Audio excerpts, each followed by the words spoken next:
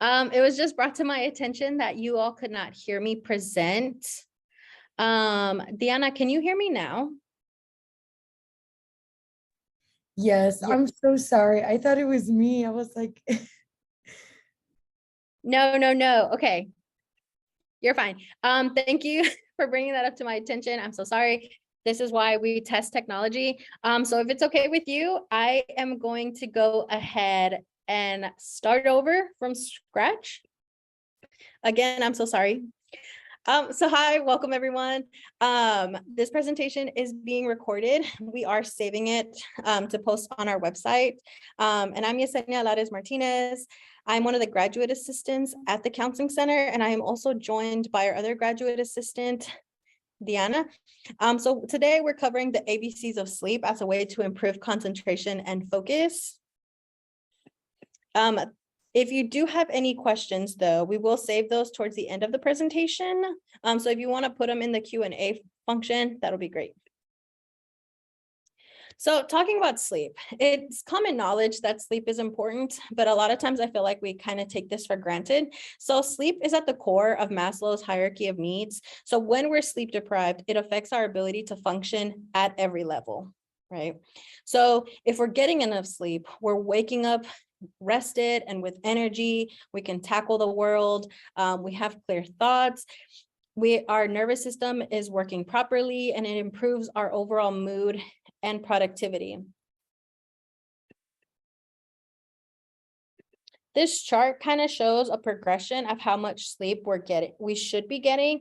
As you can see, for our recommended age, it says anywhere from 7 to 9 hours of sleep. However, I will acknowledge that as college students, we're probably not getting 7 to 9 hours of sleep.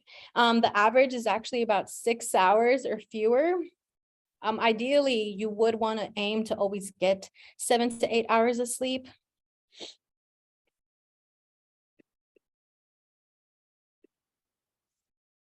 So not getting enough sleep or having poor sleep quality has been linked to other health problems such as heart disease, diabetes, high blood pressure, depression, and even obesity. So it can increase probability of having anxiety problems, even depression, and all other functions above are crucial to functioning well in college and at work, in parenting, and within our other relationships.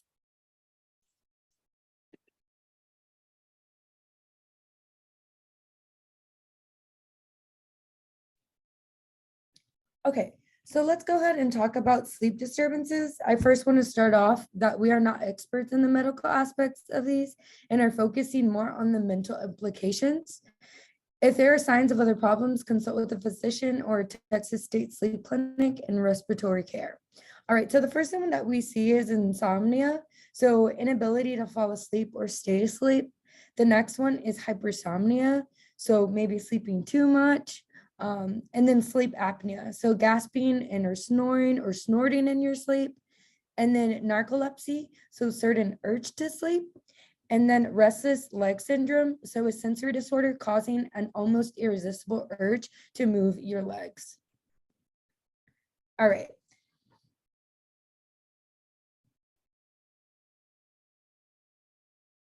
So our next one is insomnia. So ability to initiate or maintain sleep early, morning awakening, difficulty initiating or maintaining sleep may often manifest itself as excessive daytime sleepiness and or low energy. So this long-term prevalence can cause depression, irritability, difficulty learning, remembering, and having attention.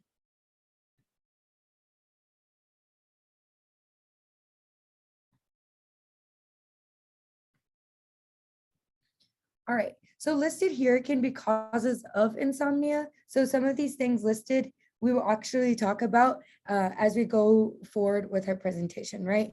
So maybe changes in routine, chronic illnesses. We see poor sleep environment, which we also talk about, and the medication may affect this, caffeine intake as well, substance abuse, and then stress throughout our lives, and then anxiety.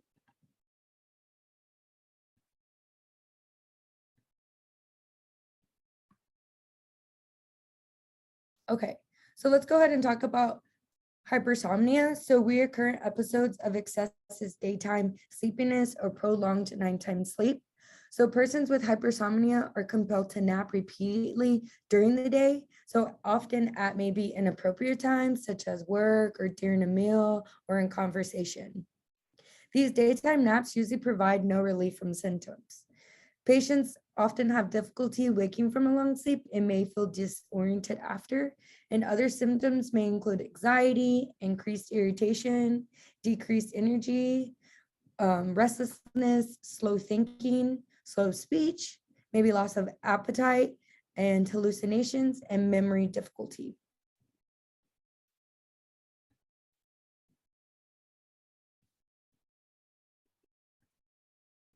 So when it comes to sleep hygiene, ideally you would make your routine smoother, easier, and relaxing. So this is not going to be a one size fits all. It's going to take some trial and error before you get down your routine. Ideally, you would want to create a routine that is very accommodating to your schedule, that you know that you can keep a consistent track of it, and that works for you. And this in turn would help make your sleep more restful, would help with less interruptions, and hopefully more undisturbed sleep. And this is also, we thought this was a cute kind of thing, and it kind of feeds into screen time later, but it's almost like a parody book, and it's called Goodnight iPad. So we recommend promoting a sleep environment that's conducive to you. So make sure that your bedroom is quiet, that it's a relaxing environment. Make sure that it's not too hot or too cold for you. And this may vary. It also may be affected by whether you live with roommates and if you share a room.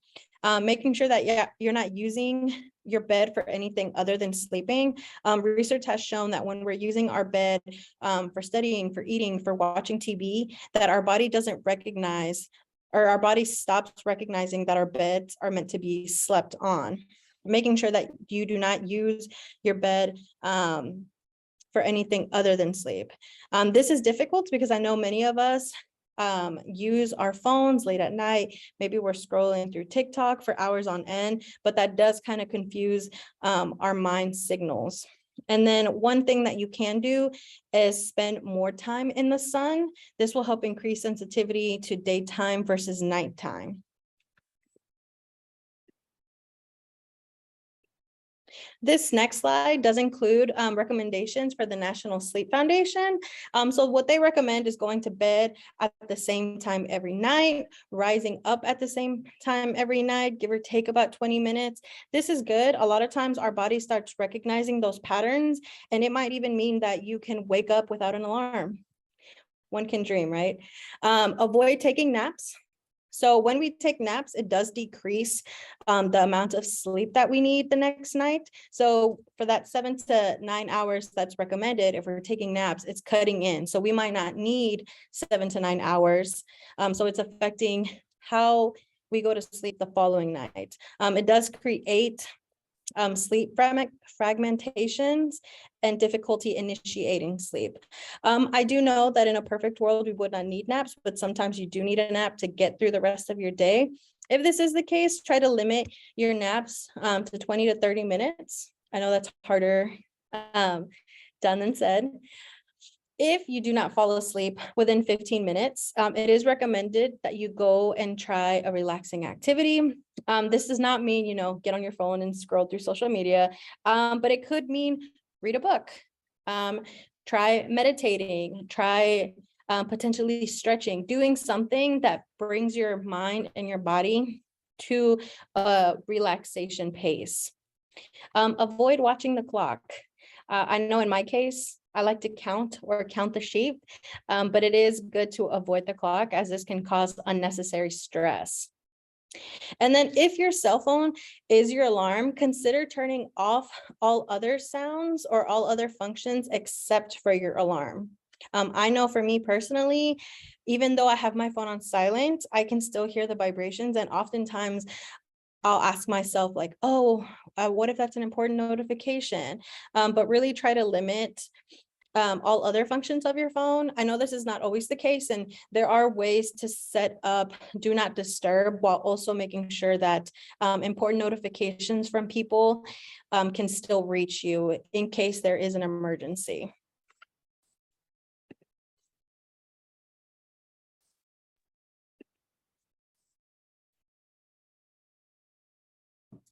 All right. Let's go ahead and talk about liquid and food intake and what this can look like for our sleep.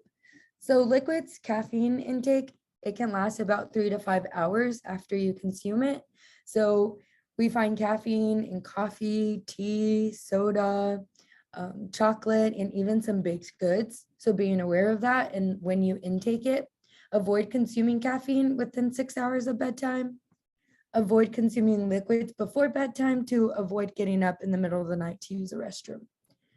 Avoid alcohol, as it does have a sedating effect, but will lead to disturbed sleep later in the night. So let's go ahead and talk about the food intake. So eating a heavy meal before you sleep will cause discomfort once you're lying down. And then spicy foods, this can lead to indigestion or heartburn that can keep you up at night. Sugary foods, so just avoid eating candy before bed because that sugar will keep you up. And then if you are hungry, eat a little snack. And we provided different examples of this. This can be pineapples, oranges, bananas, nuts, seeds, oatmeal, and even plain yogurt.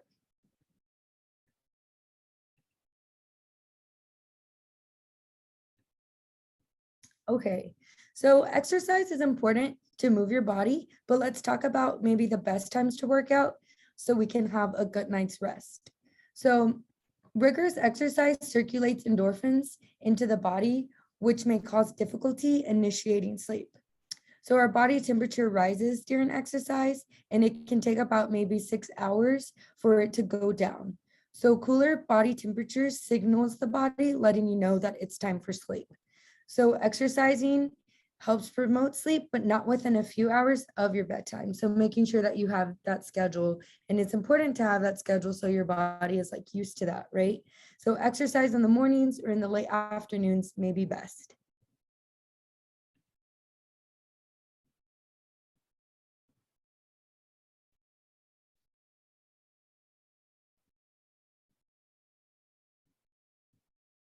Okay, this next one is about screen time. So device screens produce blue light. So this delays our transition to go to sleep, and it keeps our brain busy and kind of wound up. So it suppresses melatonin levels and delays our sleepiness. So consider turning off screen time at least 1 hour prior. So like I mentioned, having that schedule routine is so important because our bodies get used to it. So considering not having screen time 1 hour before bedtime will be a part of your routine.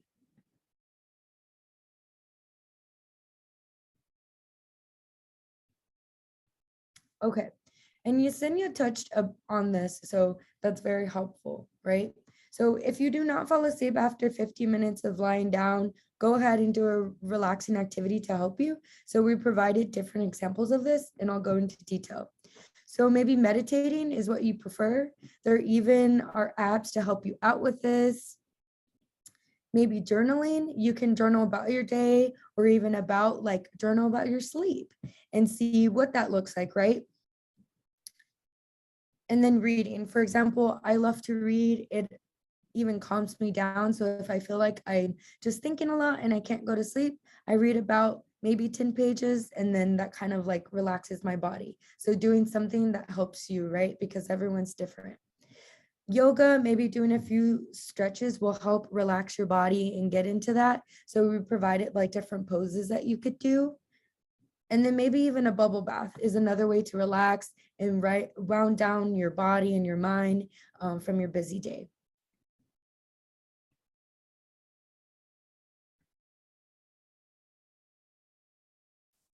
All right.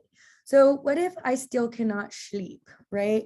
So if you're having a hard time and you want to see a doctor about it, try creating a sleep journal to track your sleep and what that looks like. So when you do go to the doctor, you can let them know what your schedule looks like. So we provided different prompts. So like what time do you go to bed? And then what time do you approximately fall asleep? So this is really helpful. So if you do go to the doctor, you can let them know, or it's even helpful for you to know on your own.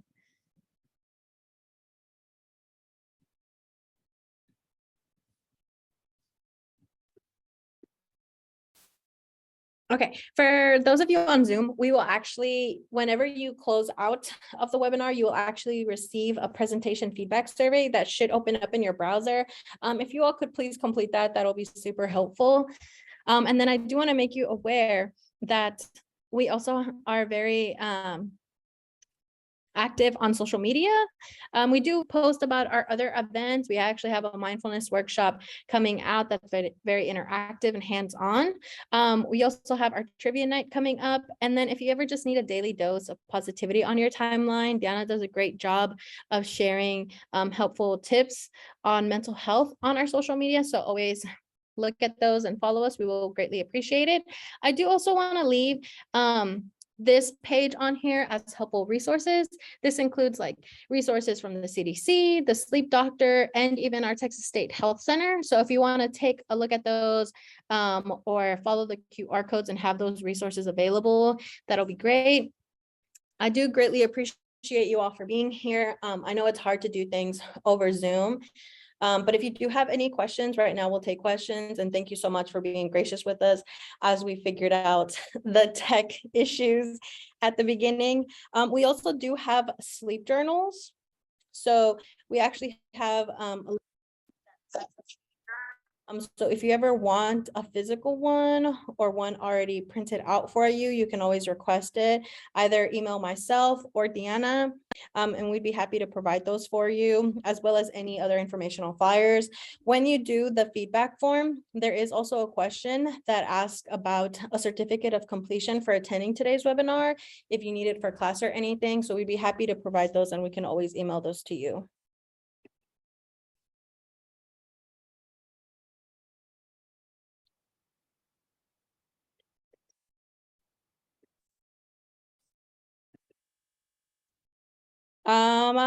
I did get a question about the check-in page, but I don't know if you mean this one or this one.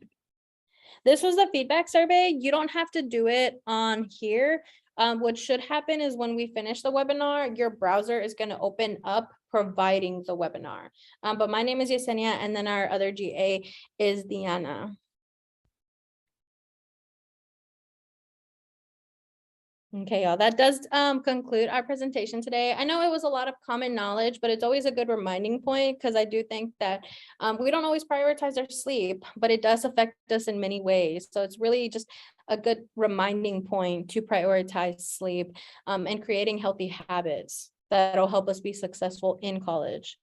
If you don't have any questions, or if you prefer to email your questions, feel free to.